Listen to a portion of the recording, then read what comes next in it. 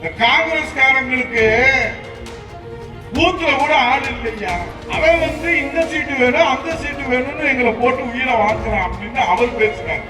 NDA கூட்டணி, வெற்றி கூட்டணி, இந்தி கூட்டணி, நொண்டி கூட்டணி. உதயகுமார் ஏதோ கான்பரன்ஸ்ல பேசுறாரு தாய்மார்கள் நீங்க நினைக்க.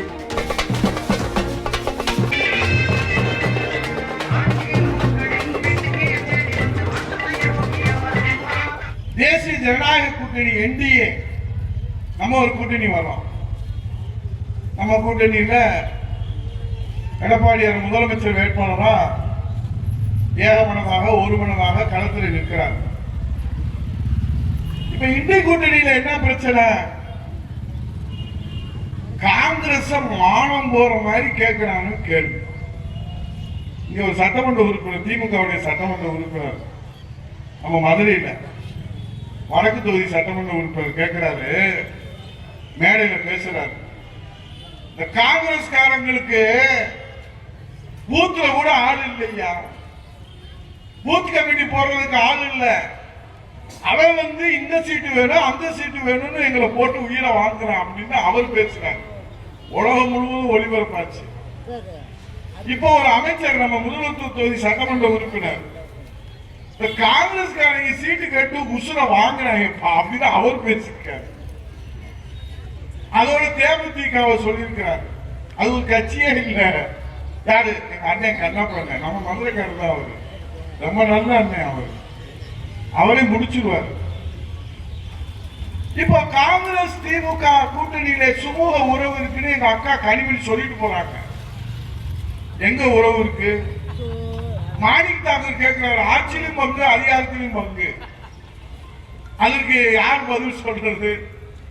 சொல்ல முடியல. அப்ப கூட்டணிக்குள்ள குழப்பம். வீரபாண்டி சொல்றாரு, நாங்கள் கூடுதலாக சீட்டு கேட்போம். அவர் முத்தரசன், ஆமா நாங்க கூடுதலா கேட்போம். அவர் பாலகிருஷ்ணன், மார்க்சிஸ்ட் கம்யூனிஸ்ட், அவர் சொல்றாரு, நாங்கள் கூடுதலாக சீட்டு கேட்போம். இப்போ அந்த கூட்டணிக்குள்ள பாத்தீங்கன்னா நம்முடைய எழுச்சி தமிழராக இருக்கக்கூடிய திருமாவளவன் சொல்றாரு, நீங்க அவங்கள சேர்த்தீங்கன்னா நாங்க வெளியே போயிடுவோம். அப்ப அந்த கூட்டணியில எவ்வளவு நெருக்கடி இருக்கு, சுமூகமான உறவு இருக்குதுன்னு நம்ம ஸ்டாலின் அதுலயும் பொய் சொல்றாரு. கூட்டணி சுமூகமா இருந்தா குழு அமைச்சு இத்தனை சீட்டு அறிவிக்க வேண்டியதானே. குழு அமைக்கிறதுக்கே நாங்க 22ஆம் தேதிக்கு மேலதான் அறிவிப்போம்.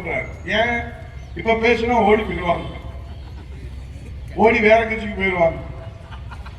அதனால ரொம்ப எச்சரிக்கையா கவனமா பேசவே. யாரு பேசுறாரு? இத்தனை சீட்டு சொன்னா ஓடி போயிடுவாங்க.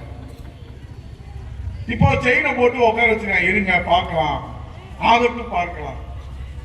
அதான் எங்க புரட்சி தமிழக எடப்பாடியார் அவர்கள் ஒவ்வொரு கூட்டத்திலும் சொல்றாரு, இந்தி கூட்டணி அது பெண்டி கூட்டணி, நொண்டி கூட்டணியாக ஆகிவிட்டது. ஆனால் என்டிஏ கூட்டணி, தேசிய ஜனநாயக கூட்டணி வலிமையான கூட்டணியாக, வெற்றி கூட்டணியாக இருக்கிறது. உதயகுமார் ஏதோ கான்பரன்ஸ்ல பேசுறாரு தாய்மார்கள் நீங்க நினைக்க கூடாது. இதுல சொல்றாங்க ஒரு கோடிப்பு. அது மாதிரி 9.5 கோடி மதுரை விமான நிலையத்தில் இலங்கையிலிருந்து கடத்திட்டு வந்திருக்காங்க. கேரளாவில் சேர்ந்தவங்க. கேரளாவில் சேர்ந்தவங்க திருவனந்தபுரத்தில் கடத்த வேண்டியதானா? ஏன்னா இங்கே கடத்துறீங்கன்னா இங்கதாங்க ஃப்ரீ ஹேண்டா இருக்குன்றாங்க. இப்ப சுகாதார அதிகாரிகளுக்கு தகவல் பிடிச்சு 9.5 கோடி ஒரு 2 மாசத்துக்கு முன்னாடிதான், போன மாசத்துக்கு முன்னாடிதான் 3 கோடி. ஏன்னா கோடி கோடி நினைக்கிறாங்க. நீங்க நினைக்க இதுதான் உண்மை, சத்தியம். உலக நாடுகளுடைய சந்தை மதிப்பில் 2 மாசத்துக்கு முன்னாடி 3 கோடிக்கு பிடிபட்டது, இப்போது 9.5 கோடிக்கு பிடிபட்டிருக்கிறது போதைப் பொருள் நடமாட்டம். சர்வதேச போதைப் பொருள் அந்த கடத்தல் கும்பலோடு இவர்களுக்கு தொடர்பு இருக்கா என்று சுங்கத்துறை அதிகாரிகள் இன்றைக்கு ஆய்வு செய்து விசாரணை செய்து கொண்டிருக்கிறார். பள்ளிக்கூடத்தில் விற்கிறாங்க, கல்லூரியில் விற்கிறான். பெண் பிள்ளைகள் இன்னைக்கு பள்ளிக்கூடத்தில் மதுபானம் அருந்துகிற அந்த காட்சி நம் நெஞ்சை உழுக்கிறது. நான் 2 பெண் குழந்தைகளுக்கு தந்தையாக இருக்கிற காரணத்தினாலே இந்த சமுதாயம் இப்படி சீரழிகிற அந்த வேதனையின் உச்சியில நான் உங்களிடத்தில் இந்த தகவலை பகிர்ந்து கொள்கிறேன். நம்ம பிள்ளைகளை எப்படி பாதுகாக்கிறது? இந்த அரசு இரும்பு கரம் கொண்டு அடக்க வேண்டாமா?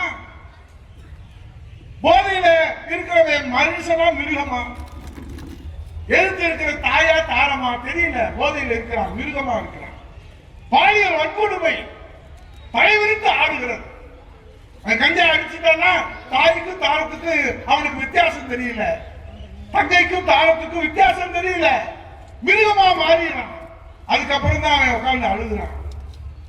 ஏன் நான் கஞ்சா அடிச்ச, என்ன நடந்துச்சுன்னு எனக்கு தெரியல. அவன் ஒப்புதல் வாக்குமூலம் கொடுக்குறான்.